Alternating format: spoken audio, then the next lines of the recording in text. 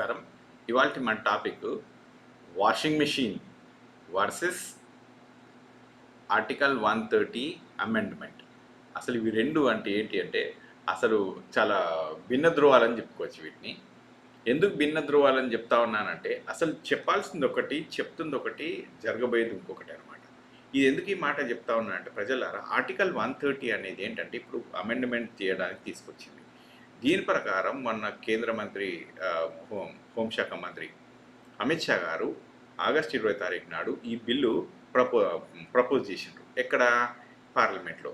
ఏమని ప్రపోజ్ చేసిందంటే ఎనీబడి, ఎవరైనా కానీ, ప్రధానమంత్రి, ముఖ్యమంత్రి, ఏ మంత్రి అయినా కూడా 1 నెల రోజులు, ఒక 5 సంవత్సరాలు పైబడే శిక్ష ఏదన్నా దాంట్లో అరెస్ట్ అయ్యి వాళ్ళు 30 రోజులు జైల్లో ఉన్నారు అంటే వాళ్ళు రిజైన్ చేయాలి, లేకుంటే వాళ్ళను తొలగిస్తారు అనేది కాన్సెప్ట్. ఇక్కడ నాకు అర్థం కాని కాన్సెప్ట్ ఏంటంటే, మరి మంచి కాన్సెప్ట్ కదా, అందరూ నీతి నిజాయితీగా ఉండాలి కదా, కేసులు ఏది పెట్టినా కూడా అందరూ పొలిటీషియన్స్ నీతి నిజాయితీగా ఉండాలి, మనం కూడా నీతి నిజాయితీగా ఉండాలని అందరూ అంటాం.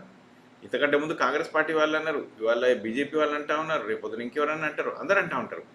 కానీ మరి ఇవన్నీ జరుగుతూ ఉంటే కూడా మరి ఎందుకు కాంగ్రెస్ పార్టీ కానీ, విపక్షాలు కానీ అందరూ వ్యతిరేకిస్తారు ఈ బిల్లు అంటే నేను చూపిస్తాను. ఇగో ఇక్కడ చూడండి ప్రజలారా, ఇగో ఇది మన దగ్గర మనకు ఒకటేముంటుంది అంటే rule, unless until proven guilty అంటే ఎవరైనా కూడా నేరం ఆరోపించబడడం వేరే, నేరం ప్రూవ్ అవ్వడం వేరే. ఎవరైనా ఆరోపించవచ్చు, ఈయన దొంగ, ఈయన డబ్బులు తీసుకున్నాడు, ఈయన ఇది చేసిండు, కుని కొడు చేసిండు అని చెప్పి ఎవరైనా ఏ కేసు అన్నా చెప్పొచ్చు. కానీ అది ప్రూవ్ కాకపోయినంత మట్టుకు వాళ్ళు ఇన్నసెంటే. అది ప్రూవ్ అయినప్పుడే కదా వాళ్ళు దొంగలు మంచోళ్ళు అని తెలిసేది. సో ప్రజలారా, ఇది ఏ కాన్స్టిట్యూషన్ని చూసుకున్నా కూడా ఇట్లనే ఉంటుంది. అంతేగాని ఆటవికపు అంటే ఒక వైల్డ్ బిహేవియర్ ఉన్న పద్ధతులలో తప్ప ఏ కాన్స్టిట్యూషన్, ఈ ప్రపంచంలో ఎన్నో కాన్స్టిట్యూషన్స్ ఉన్నాయి, అవన్నిట్లలో కూడా ఇట్లనే ఉంటుంది.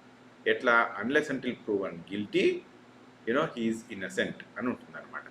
అయితే దీనికి ఇప్పుడు మరి మరి మన మన మన పార్టీలన్నీ ఎందుకు గొడవ పెడతా ఉన్నాయంటే ఇటు ఒకసారి చూడండి. ఈ ఒకసారి చూస్తే ఇక్కడ ఆర్టికల్ 75 ఇందులో ఏం చెప్తా ఉంటారంటే, ఈ ఆర్టికల్ ఒకటి పెన్ తీసుకుంటాను ప్రజలారా. Let me take this pen. Okay, 1 minute. Yeah ఇప్పుడు ఇక్కడ కనుక చూస్తే ఈ ఆర్టికల్ 75 ఒకటి, ఓకే, ఆర్టికల్ 164, ఆర్టికల్ 239, ఇవన్నీ ఏం చెప్తున్నాయంటే, ఇవన్నీ కూడా ఇంకా along with bills for Jammu Kashmir and union territories, ఇవన్నీ కూడా ఏం చెప్తున్నాయంటే అరెస్ట్ అయినా కూడా మళ్ళీ రిలీజ్ అయిన తర్వాత post release they can be reappointed post release. కానీ ఇది కాదు కదా ఆన్సర్ ఏంటంటే ఇన్నసెంట్ అంటిల్ ప్రూవెన్ గిల్టీ. ఇది ఫస్ట్ రూల్. అయితే ఈ ఆర్టికల్ 130 తీసుకొచ్చి దీన్ని ఏం చేసినంటే, మొన్న పార్లమెంట్లో ఇది యాక్సెప్ట్ కాలేదు కాబట్టి దీని 2/3 బిల్లు కావాలి, 2/3 మెజారిటీ కావాలి కాబట్టి ఇది కుదరలేదు కాబట్టి 31 మెంబర్ జాయింట్ పార్లమెంటరీ కమిటీకి స్క్రూటీని పంపించారు. ఎప్పటి కోసం అంటే నెక్స్ట్ సెషన్ కోసం. మరి నెక్స్ట్ సెషన్ కోసం ఇంత హడావిడిగా ఇది ఎందుకు చేసినంటే దీంట్లో ఇంకో మతలబు కూడా ఉంది.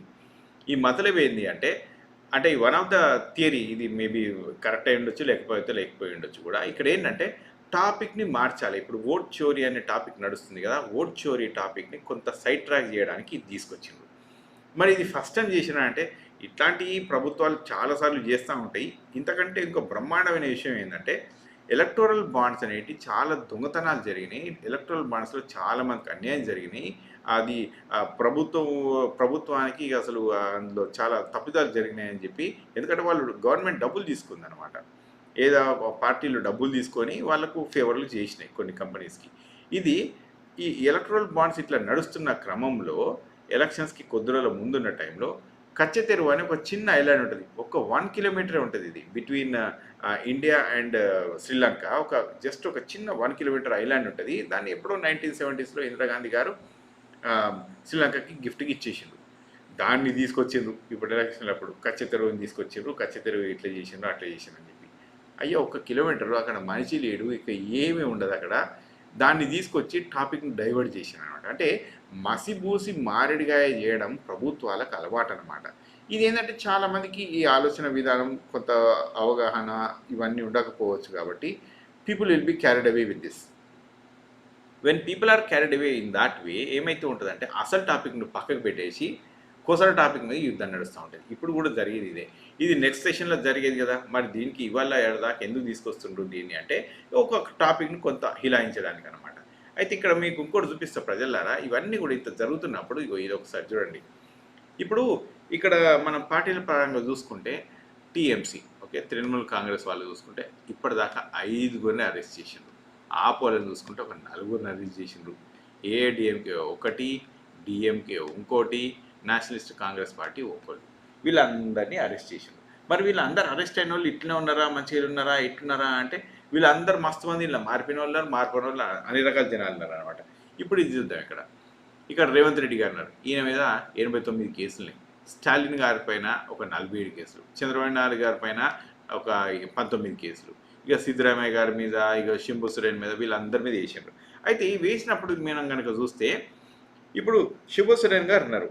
ఇప్పుడు శంభు సురేన్ గారు ఈయన ఒక 6 నెలల వరకు జైల్లో ఉన్నాడు. 6 నెలల వరకు మరి ఈయన జైల్లో ఉన్నప్పుడు ఈయన పదవి పోవాలి కదా, కానీ వచ్చిన తర్వాత మళ్ళీ ఆయన్నే ఉన్నాడు, ఆయన్నే తీసేసుకున్నాడు. అంటే మరి కేసు ప్రూవ్ అయిందంటే కేసు ప్రూవ్ కాలేదు, కేసు ప్రూవ్ కానే లేదు. ఇది ఇట్నే మిగిలిపోయింది. చంద్రబాబు నాయుడు గారు ఈయన కొద్ది రోజులు జైల్లో ఉన్నాడు. 42 రోజులు ఏమో జైల్లో ఉన్నట్టు ఆయన సబ్జెక్ట్ కరెక్షన్. ఈయన జైల్లో ఉన్న కేసు ఏమైంది అంటే అదేదో ఆ కేసులో మళ్ళీ రిలీజ్ అయింది. ఆ కన్విక్షన్ అయిన కేసులో ఈయన అక్విటల్ అంటే ఇప్పుడు రిలీజ్ అయిపోయినట్టు అనమాట. అందులో ఏం లేదని. ఇప్పుడు రేవంత్ రెడ్డి గారు నోటు కేసు ఉన్నది. అట్లా ఇంకా చాలా కేసులు 89 కేసులు. మరి కేసులలో ఉన్న వ్యక్తి ఒకటేంటంటే ప్రజాక్షేత్రంలో ఉన్నప్పుడు కేసులు పడుతూనే ఉంటాయి. ఎందుకు పడుతూ ఉంటాయి అంటే రాస్తా రోకోలు చేస్తారు, ఒక ధర్నాలు చేస్తూ ఉంటారు, ఇంకెక్కడో లెటర్లు ఇస్తూ ఉంటారు, అన్ని రకరకాలుగా చేస్తూ ఉంటారు పొలిటీషియన్స్. అంటే వాళ్ళ మీద కేసులు లేకుంటే ఏసీ కార్లలో తిరగటోళ్ళ మీద ఉంటాయా, మంచిగా హ్యాపీ కూర్చొని బిర్యానీ తినేటోళ్ళు, లేకుంటే ఆఫీసర్లు, లేకుంటే ఇంకో డాక్టర్లు వాళ్ళ వీళ్ళ దగ్గర ఉంటాయి ఉండయి. ఎందుకంటే వీళ్ళు ఎవరు ఏం చేసేటోళ్ళు కారు. అర్థమైందా? అంటే చేయరు అని కాదు, కానీ మెజారిటీ ఆఫ్ ది పీపుల్ చూసుకుంటే పొలిటీషియన్సే గ్రౌండ్ మీద ఉంటారు. పొలిటీషియన్స్లో ఇప్పుడు రైతుల తరఫున యుద్ధం జరగాలన్నా, లేకుంటే ఇంకా ఒక ఆర్టీసీ కార్మికుల గురించి జరగాలన్నా, ఇంకా ఎట్లాంటి వాళ్ళని తీసుకున్నా కూడా ఒక పొలిటీషియనే పోతాడు, వాళ్ళ తరఫున యుద్ధం చేస్తూ ఉంటాడు అక్కడ నిలబడి. ఇప్పుడు మనకు మార్వాడి నడుస్తూ ఉంది. మార్వాడి నడుస్తూ ఉంటే మన పృథ్వీరాజ్ గారు అరెస్ట్ చేసిండ్రు, శ్యామ్ అనే ఇంకో అబ్బాయిని అరెస్ట్ చేసిండ్రు, వీళ్ళని చేసిండ్రు. మరి వీళ్ళు ఏమన్నా వాళ్ళ ఇంటికి కావాలని చెప్పి, సామాన్లు కావాలని చెప్పి మార్వాడితో కొట్లాడారా? కాదు కదా. ఒక అస్తిత్వం కోసం, ఒక తెలంగాణ వాదం కోసం ఇట్లా చేస్తూ ఉంటారు లీడర్సు, పొలిటీషియన్స్ అన్నప్పుడు ఇట్లాంటివి జరుగుతూ ఉంటాయి. ఈ కేసులు వాళ్ళ మీద ఉంటాయి, జైళ్ళలో పోతారు, వస్తూ ఉంటారు, ఇవన్నీ జరుగుతూ ఉంటాయి. మరి అయిన ప్రతి కేసును మనం ఎవరైనా 5 ఏళ్ళు అంటే ఎక్కువ శిక్ష పడుతుంది, వాళ్ళని తీసేయాలి అంటే అది ఎట్లకెళ్ళి కుదురుతుంది చెప్పండి. అయితే ఇది ఇక్కడనే అయిపోయిందా అంటే ఈ వాషింగ్ మిషన్ ఇక్కడ అయిపోదు. ఇగో చూడండి ప్రజలారా, I will show you what this washing machine shows. ఇగో ఈయన మన చాలామందికి తెలిసిందే కదా, ఈయన పేరు మన ప్రజ్ఞ, గాడ్ ఈజ్ నేమ్, ఈయన ప్రజ్ఞ ఉంటాడు కదా, కుమారస్వామి చిన్న పెద్ద అన్నకొడుకు. ఇక ఈయన చేసిన హరకతలు మన అందరికి తెలిసిందే కదా. ఎన్నో ఇక అసలు బూతు వీడియోలు తీసిండు ఈయన, కొన్ని వందల వేల బూతు వీడియోలు తీసిండు. తీసిన తర్వాత మరి ఈ వ్యక్తి ఇప్పుడైతే బయట తిరుగుతుంది కదా. నెక్స్ట్ మరి ఈ కన్విక్షన్ రేటు, ఈ ఈడీ ఉన్నది, ఈ ఈడీలల్లో కన్విక్షన్ రేట్ ఎంత మంచిగా ఉన్నది, సూపర్ ఉన్నదా, మరి దీని ట్రాక్ రికార్డ్ ఎట్లుంది అని కనుక చూస్తే ఇక్కడ చూడండి ప్రజలారా, 193 కేసులు పెట్టారు ఇప్పటిదాకా. ఓన్లీ 2 కన్విక్షన్స్, అంటే ఒక్క శాతం మాత్రమే ఇల్లు కరెక్ట్గా కన్విన్స్ చేశారు. ఇంకా 191 కేసులు మరి ఇవి ఏం కాలేదు. ఈ కేసులల్లో 2 ఏళ్ళు జైలు పడ్డోళ్ళు ఉంటారు, 10 ఏళ్ళు జైలు పడ్డోళ్ళు ఉంటారు, ఎంతమంది ఉంటారు. మరి వీళ్ళందరినీ తీసుకుపోయి ఇప్పుడు నువ్వు దీనికి పనికిరావు, రాజకీయానికి పనికిరావు అంటే ఏ కేసులన్నీ ఎక్కడైనా పెట్టేస్తే ఇవన్నీ ఈజీగా క్లియర్ అయిపోయేటోళ్ళే. మరి వీళ్ళందరి సంగతి ఎట్లున్నాయంటే ఇంకా కొంచెం కిందికి దిగి చూపిస్తా. ఇగో మనీ లాండరింగ్ కేసులల్లో, ఓకే, పిఎంఎల్ఏ కేసులల్లో ఈడీలు కనుక చూస్తే ఇప్పటిదాకా ఒక 5,000 కేసులు పడ్డాయి. ఇది ఎప్పుడు ఫర్ ద పాస్ట్ 17 years నుంచి కనుక చూస్తే 5,000 కేసులు ఉంటే వీళ్ళ కన్విక్షన్ అయినా ఎంత అంటే 23, అంటే 0.5%. అంటే ఎంత తక్కువ నంబర్ ఒక్కసారి ఆలోచించవచ్చు. ఈ 0.5 నంబర్ కోసం డెమోక్రసీని దెబ్బతిద్దామా? మరి ఇది ఎవరు మీద చేస్తుండ్రు అని అంటే ఎవరైతే అపోజిషన్లో ఉంటారో ఆ అపోజిషన్ లీడర్ల మీదనే దెబ్బతీస్తారు. ఇది ఇక్కడ అయిపోలేదు. ఇక చూపిస్తాను కదా ప్రజలకు, చెప్పిన కదా, రేవంత్ రెడ్డి గారు 89, స్టాలిన్ గారు 47, చంద్రబాబు నాయుడు గారు 19, సిద్ధరామయ్య గారు 13, ఇట్లా ఇగో ఉన్నారు. అయితే ఇంక కొంచెం కిందికి వెళ్ళి చూస్తే మరి వీళ్ళందరూ ఇంత మంచిగా ఉన్నారు కదా, ఇవన్నీ ఇంత చేసినారు కదా, మనము అందరు మంచోలేనా అంటే ఇగో మోడీకి వాషింగ్ మిషన్ అని అంటుంది. ఎందుకంటే ఈ వాషింగ్ మిషన్లో ఈయన చూస్తే అజిత్ పవార్ ఈయన 70,000 కోట్ల ఇరిగేషన్ స్కామ్ చేసిండండి. 70,000 కోట్ల ఇరిగేషన్ స్కామ్ చేసి ఇవాళ బీజేపీతో కలిసి మరి అంటగాగుతా ఉండు. అంటే is part of the BJP government in మహారాష్ట్రలో ఈయన గవర్నమెంట్ తోటి ఉన్నారు. ఇక ఈయన మీద కేసులు ఉండే ఏముండవు, మళ్ళీ ఏం ఫికర్ చేయొద్దు. ప్రఫుల్ పటేల్ ఈ వ్యక్తి ఏంటంటే ఈయన ఎన్సీపీ క్యాండిడేట్. ఈయన కూడా ఒకప్పుడు దీంట్లో ఏం చేసిండంటే ఎయిర్ ఇండియా దానిపైన కొన్ని ఆ లాట్లు అలాట్మెంట్ల దగ్గర ఈయన ఇన్వాల్వ్ అయితే ఇక తర్వాత ఈయన వాళ్ళతో దగ్గరకు పోయిండు, మొత్తం క్లియర్ అయిపోయింది. ఇక బీజేపీలోకి పోయిండు కాబట్టి హిమంత్ బిశ్వ శర్మ ఇక ఈయననైతే ఇప్పుడు మన ఆంధ్రప్రదేశ్ మొత్తం భారతదేశంలో ఈయనకంటే కరెక్ట్ లీడర్ లేడు అని చెప్పి రాహుల్ గాంధీ గారు మొన్న చెప్తా ఉన్నారు. ఎందుకంటే ఇంతకంటే ముందు కాంగ్రెస్ పార్టీలో ఉండే ఈ శారదా స్కామ్ అంటే చిట్ ఫండ్ స్కామ్లో 30,000 కోట్లు ఈ 30,000 కోట్ల స్కామ్లో ఇరుక్కున్న తర్వాత ఈయన బీజేపీకి దగ్గరగా అయ్యిండు. బీజేపీకి దగ్గరగా కాగానే వెంటనే ఏమైంది, ఈ కేసులన్నీ ఇట్లా అయిపోయినాయి, ఈయన ముఖ్యమంత్రి లెక్క కంటిన్యూ అయ్యాడు. అంత మంచి అయిపోయింది. వాళ్ళనే కాదు, ఇప్పుడు ఇక్కడ చూద్దాం సుజనా చౌదరి గారు, ఈయన పైన సీఎం రమేష్ గారు, వీళ్ళపైన ఈడీలు సిబిఐలు కాగానే ఈయన ఇక్కడ నుంచి చక్కగా జంపు టీడీపీ నుంచి చక్కగా పోయి బీజేపీలో జాయిన్ అయిపోయినారు. ఏ ప్రాబ్లం లేకుండా హ్యాపీగా లైఫ్ లీడ్ చేస్తూ ఉన్నారు. ఇక బిగ్ ఫిష్ నవీన్ జిందాల్ గారు ఏం చేశారంటే ఆ జార్ఖండ్లో ఈ కోల్ మైన్స్ దగ్గర, తర్వాత ఇంకా కొన్ని మైనింగ్ దగ్గర, స్టీల్ మైనింగ్ దగ్గర ఈయనకు జిందాల్ స్టీల్ ఉన్నది కదా, ఇది వీళ్ళదే అనమాట. 1 లక్ష 2-3 లక్షల కోట్ల బిజినెస్ అది. జిందాల్ గారు ఈడీ సిబిఐ కేసులు ఎదుర్కోగానే ఏమైందంటే ఈ కేసుల నుంచి బయటపడడానికి ఈయన చక్కగా పోయి బీజేపీలో జాయిన్ అయ్యాడు. బీజేపీలో జాయిన్ కాగానే ఇక ఇప్పుడు జయరామ రమేష్ గారు చెప్పారు, ఇంకా he is the big washing machine, ఈ washing machine this the biggest thing in the washing machine అని చెప్పిండు ఆయన. సో అండ్ అట్లాగే ఈయన సువేందు అధికారి గారు, ఈయన టీఎంసీ క్యాండిడేట్. ఈ టీఎంసీ క్యాండిడేట్ ఇక్కడ ఎప్పుడైతే కేసులో అరెస్ట్ అయ్యిండో, ఏది సిబిఐ కేసులో అరెస్ట్ అయ్యిండో, వెంటనే ఇది తీసుకుపోయి బీజేపీలో జాయిన్ అయ్యాడు. బీజేపీలో జాయిన్ కాగానే వీళ్ళంతా క్లియర్ అయ్యారు. అంటే బీజేపీలో జాయిన్ అయిన వాళ్ళు క్లియర్ అయ్యారు. మరి బీజేపీలో జాయిన్ కానీ ఇక్కడ ఉన్నారు కదా, ఇప్పుడు చూపిస్తాను చూడండి. ఇక్కడ చూద్దాం మనం.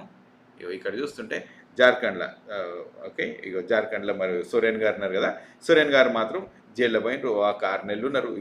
ఇప్పుడు ఈయన మన కేరళ ముఖ్యమంత్రి చిన్న పెరియార్ గారు, ఆయన మీద కూడా కేసులు నడుస్తూ ఉన్నాయి. అట్లాగే పంజాబ్ గవర్నర్ పైన, పంజాబ్ చీఫ్ మినిస్టర్ పైన నడుస్తూ ఉన్నాయి, ఈయన పైన నడుస్తూ ఉన్నాయి. ఇక స్టాలిన్ గారి పైన అయితే బొచ్చడి కేసులున్నాయి. సో అంటే నేను ఏం చెప్పాలనుకుంటున్నానంటే, కేసులల్లా అరెస్ట్ కాకుండా ఉండాలంటే బీజేపీతో జాయిన్ కావాలి. బీజేపీతో జాయిన్ అయినట్టే కేసులల్లా అరెస్ట్ కారు. కనుక ఏమవుతుందంటే ఎవరైతే అంటే ఒక బయాస్డ్గా వాళ్ళ మీద కేసులు పెట్టేసి ఆ ముఖ్యమంత్రిని తొలగించేసేసి వాళ్ళు 30 రోజులు జైళ్ళలో పెట్టేయడం అది పెద్ద విషయమేం కాదు. మనందరూ తెలిసిందే కదా, అరవింద్ కేజ్రీవాల్ గారు అసలు ముఖ్యమంత్రిలా ఉన్నప్పుడు కూడా ఆయన అరెస్ట్ చేసి నెలలు అందులో పెట్టేసిండ్రు. అవునా? మరి ఇప్పుడు బయటకు వచ్చినాక కేసు ఏమైందంటే కేసు ఏం కాలేదు, ఎక్కడిదక్కడనే ఉండిపోయింది, ఎక్కడిదక్కడనే ఆగిపోయింది. అంటే నేనేం చెప్పాలనుకుంటున్నా అంటే బయాస్గా చేస్తూ ఉన్నారు కాబట్టే ఇది వద్దు అని పోరాటం చేస్తూ ఉన్నారు. ఇది రాజకీయాలలో ఒకటేంటంటే నీతి నిజాయితీ విలువలతో కూడుకోవడం చాలా ఇంపార్టెంట్. కానీ దానికన్నా ఇంపార్టెంట్ ఏంటంటే బయాస్డ్ కేసులు పెట్టి గవర్నమెంట్ను కూల్చడం ఉంటుంది చూసినావా, ప్రజలు ఎన్నుకున్న గవర్నమెంట్ను బయాస్డ్గా కూల్చడం అనేది అన్నిటికన్నా దారుణమైన పరిస్థితి. అందుకనే ఈ బిల్ నంబర్ 130ని అమెండ్మెంట్ చేద్దాము అని అనడం చాలా పొరపాటు. ఇది బేసిక్ స్ట్రక్చర్ ఆఫ్ ద కాన్స్టిట్యూషన్ని దెబ్బతీస్తుంది. ఇది ఓడిపోయే కేసు ఎట్లయినా కూడా ఇది ఓడిపోతుంది. ఈ కేసు కోర్టుకు పోతే అది కొట్టుడు పోతుంది. ఎందుకంటే దీని మీద ఇప్పటిదాకా ఎందుకంటే 2-3 కేసులు కూడా వచ్చేసినాయి. రోమిలా థాపర్ గారు అని, మోనికా గాంధీ వర్సెస్ ఇండియా అని, యూనియన్ ఆఫ్ ఇండియా అని, ఈ 2 కేసులల్లా ఆన్సర్ ఒకటే, until proven guilty they are innocent. ఈ రూల్ ప్రకారం వాళ్ళని ఎవరిని ఏం చేయడానికి రాదు. ఈ కేసు కోర్టులో కొట్టుడు పోతుంది. ఓకే, సో ప్రజలారా ఈ వీడియో ఇక్కడ ఆపేస్తాను. ఇంకా మీరు కింద నచ్చిన కమెంట్స్ పెట్టవచ్చు. Thank you very much.